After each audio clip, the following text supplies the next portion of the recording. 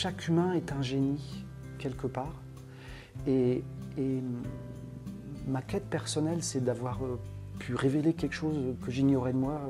Voilà, j'ose pas dire que je suis un génie, mais il y a quelque chose que je ne connaissais pas, qui a pu se révéler à moi comme un miracle. Et de faire passer ça dans le livre pour que chacun, en tant qu'individu, trouve c'est quoi mon génie à l'intérieur. Voilà. L'image que je donne du génie, c'est la lampe d'Aladin, où le génie peut rester des siècles enfermé dans cette lampe pas très belle, et qu'il ne faut pas hésiter à frotter cette lampe qui pourrait représenter l'âme pour que le génie timide puisse se révéler et proposer quelque chose déjà pour soi, aller mieux, mais surtout participer au monde de la façon la plus altruiste et la plus avec du cœur et de la passion. Ce livre, il permet il offre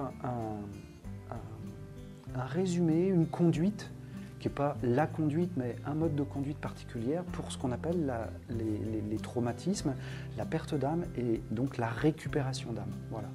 Très simplement, c'est un travail spirituel qui permet de rentrer à un autre endroit pour approcher les traumatismes les plus souffrants, qu'on a beaucoup de mal à travailler par ailleurs avec d'autres outils, même si les autres outils ont vraiment leur pertinence. Ce livre, je l'ai écrit avec l'intention de clarifier et de faire un lien entre le monde occidental dont je suis issu, et donc la culture occidentale, le mode pensée occidental, la psy occidentale qui prend beaucoup de place et qui crée aussi des formes de conditionnement et donc de restriction par moment au niveau de la pensée, et de rencontrer la nature spirituelle de l'être et de voir qu'à travers le chamanisme, en fait, ça ouvre un portail bien supplémentaire, bien plus large d'exploration et donc aussi des voies de guérison supplémentaires. Voilà. Et moi, ça m'a tellement enchanté, ça a tellement enchanté mon chemin que j'ai eu envie de le déposer dans un livre, à ma façon. Moi, je me considère comme un être complètement normal, qui a priori, j'ai pas tellement de dons particuliers, et pourtant, dans ce chemin, j'ai pu découvrir que j'avais des dons, que j'ignorais, voire que je refoulais. Et ce n'est pas des dons qui sont facilement assumés et reconnus dans notre enveloppement occidental, à l'école, dans les familles. Et ce livre, en fait, mon intention, c'était premièrement, de m'autoriser à dévoiler une part de moi que j'ai découvert avec le chamanisme, et aussi d'ouvrir, peut-être de plus montrer la voie d'une relation particulière à son monde spirituel intérieur, en lien avec l'extérieur, qui soit en dehors des dogmes religieux. Et là-dedans, dans cet enveloppement-là, pour moi, il y a une vraie, un bras de levier insoupçonné et insoupçonnable pour guérir profondément le cœur, l'âme, les blessures les plus profondes, les plus inaccessibles. Ce livre s'adresse à, j'ai envie de dire, à tout public curieux de son intérieur.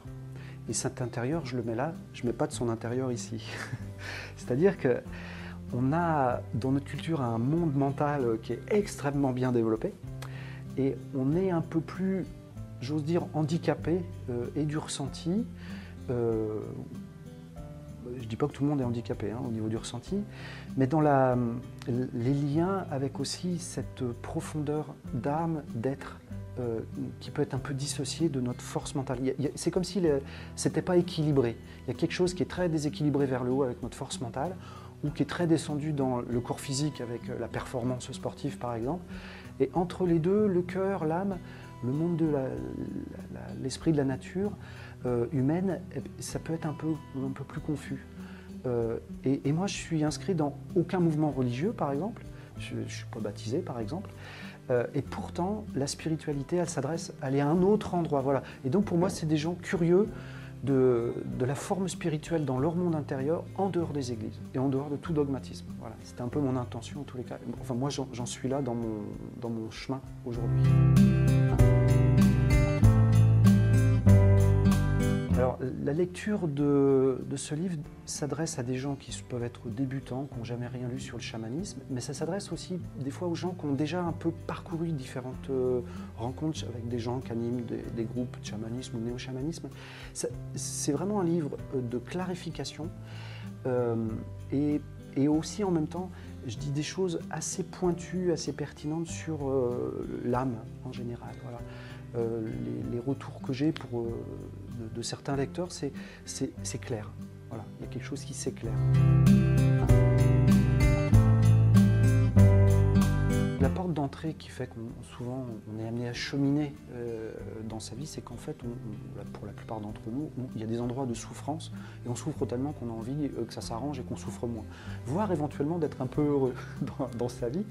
Et donc c'est vrai que la porte d'entrée, ça passe beaucoup par la souffrance pour la plupart. Et dans ce livre, en fait, je parle comment on fait pour récupérer de l'âme.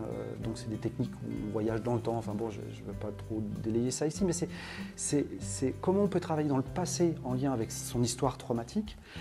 Mais l'âme, elle contient surtout l'enthousiasme et le désir d'explorer un futur plus joyeux, plus enchanteur. Voilà.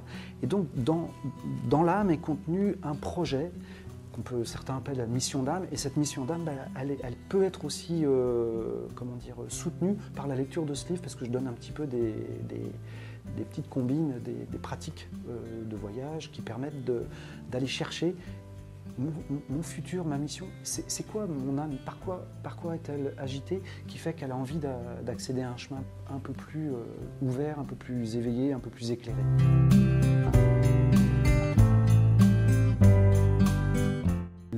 C'est pour moi peut-être, j'ose pas dire le trauma le plus important, mais le trauma qui m'a beaucoup encombré pendant ma scolarité, par exemple, où je souffrais de dyslexie, dysorthographie. Donc tous les traumatismes de honte, d'humiliation, de me sentir nul à l'école.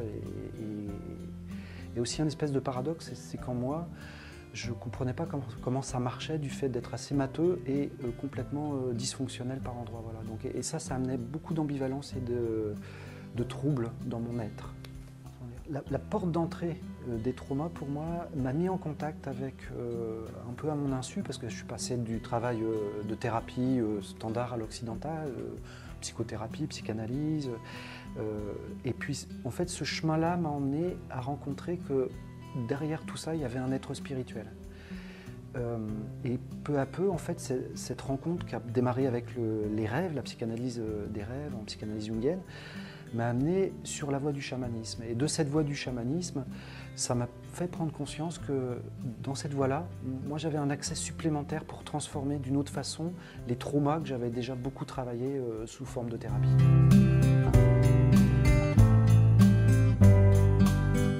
Écrit dans un esprit d'offrir, de révéler, parce que ces enseignements de récupération d'âme sont des enseignements qui, classiquement, traditionnellement, se transmettaient de chaman à chaman. Voilà. Pour moi, ce qui est important, c'est d'avoir l'idée de cette possibilité-là, voilà, dans l'espace humain. Et pour lire ce livre, je dirais que c'est avoir le cœur ouvert, les yeux ouverts, comme un enfant qui découvrirait un nouveau monde. Alors, c'est un livre qui n'amène pas forcément des réponses. Et dans ma façon de transmettre, par exemple, pendant les stages, je ne donne pas de réponses. Par contre, ça ouvre des perspectives qui encourage un chemin qui peut être un peu différent déjà des sentiers battus, mais en tous les cas qui autorise des fois la rencontre avec un chemin autre, un peu plus que les chemins balisés par la psychothérapie, la psychanalyse, le développement personnel en général. Voilà.